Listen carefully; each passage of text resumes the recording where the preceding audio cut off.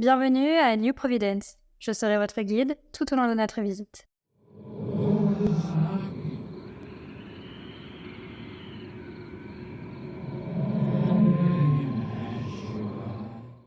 Sorti le 21 septembre 2023, Caillon nous gratifie de la traduction française du dernier chef-d'œuvre de Lovecraft, de Watanabe.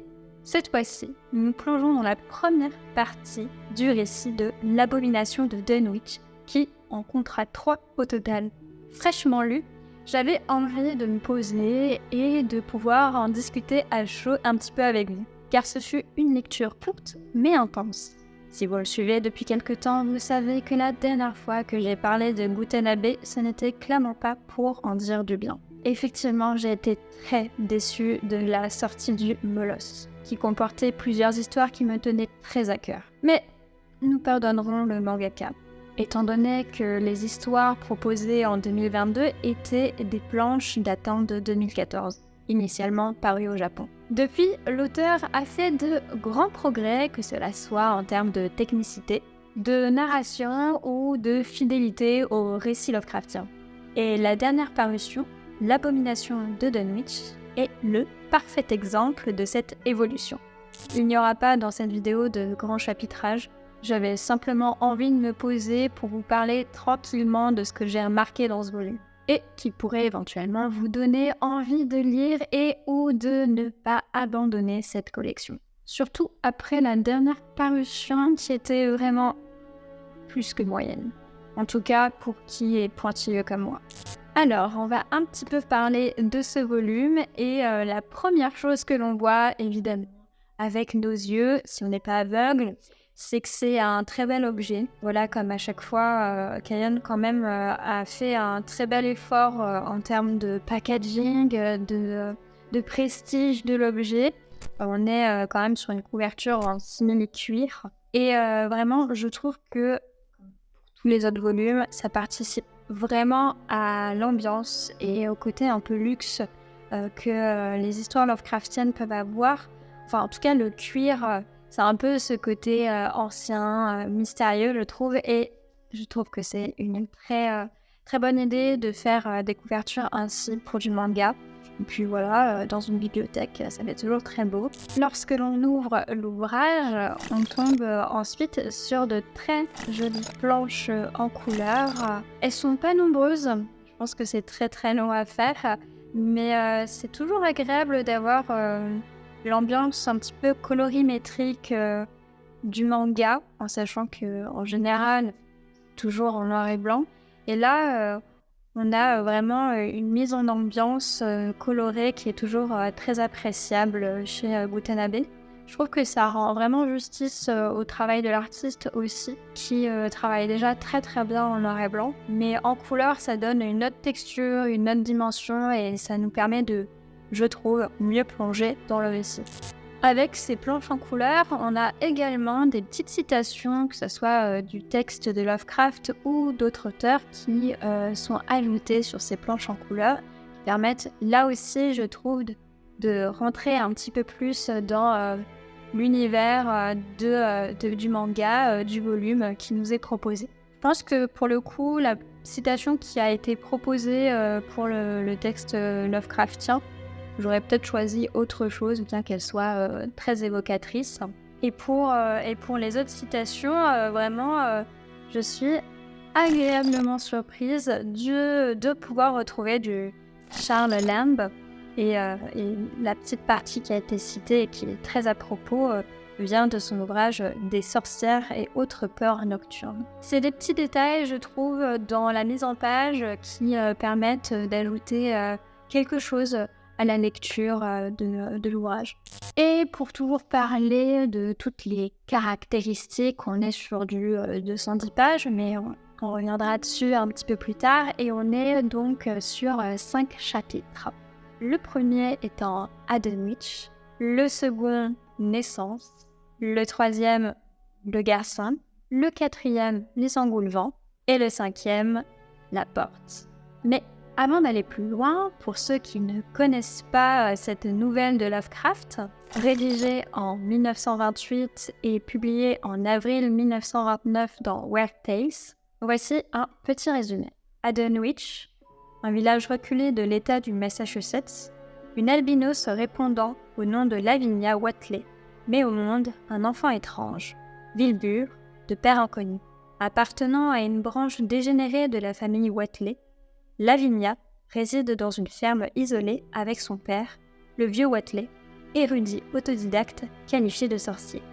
Les Watley se mettent à acheter régulièrement plusieurs têtes de bétail, dont le cheptel ne paraît pourtant pas croître en nombre. Parallèlement, Wilbur grandit à une vitesse surnaturelle, apprenant rapidement à marcher, parler et lire. Avant de mourir, le vieux Watley parvient à transmettre la totalité de son savoir interdit à son petit-fils. Mais est-ce la seule chose que Lavinia a mise au monde ? Quelque chose fait craquer le plancher du dernier étage de la maison délabrée. Apeurée, Lavinia confie à des villageois qu'elle craint son fils, ce dernier la méprisant désormais ouvertement. Avant que Wilbur ne se rende à Arkham pour consulter le Necronomicon, livre interdit, il rencontrera Henry Armitage, bibliothécaire de la Miskatonic University, qui trouvera le jeune homme tout à fait surprenant par sa précocité et ses intérêts. Je vais faire en sorte de ne pas trop spoiler l'histoire de l'abomination de Dunwich dans cette vidéo. Qui plus est que je redécouvre le récit par le biais de Butanabe. Ça fait vraiment très longtemps que je ne l'ai pas lu, et je n'ai que des souvenirs parcellaires de l'histoire. N'ayant plus vraiment la nouvelle en mémoire, ça me permet vraiment de découvrir les plans du mangaka de manière un peu différente, un peu plus légère. Et en lisant, je me suis reconnue une passion que je n'avais pas ressentie depuis longtemps en lisant Lovecraft. J'ai de nouveau cette soif mystérieuse qui m'empêche d'arrêter de boire les pages de l'ouvrage. En termes d'autres aspects qui sont intéressants dans ce volume des chefs-d'œuvre de Lovecraft, donc le premier volume de l'abomination de Dunwich, c'est qu'il y a vraiment un aspect très cinéma dans ce volume-ci. Je l'ai retrouvé un petit peu cet aspect cinéma dans d'autres volumes qui étaient donc plus récents que le Molosse. Mais là, vraiment, on a, je trouve, une belle quintessence en termes de technicité, de découpage des cases, de mise en valeur des illustrations de l'auteur Butanabe. Dans ce volume-ci, il y a une gestion des fonds noirs et des fonds blancs qui font que ça permet de bien découper la narration.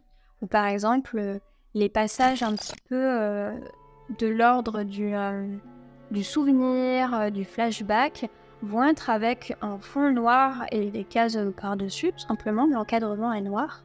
Et le reste, quand c'est dans une action qui est beaucoup plus présente, on va être sur du blanc. Et je trouve que ça participe bien à la compréhension du récit, étant donné que ça peut être un récit un peu compliqué, dû au flashback, dû au choix de narration fait par l'auteur.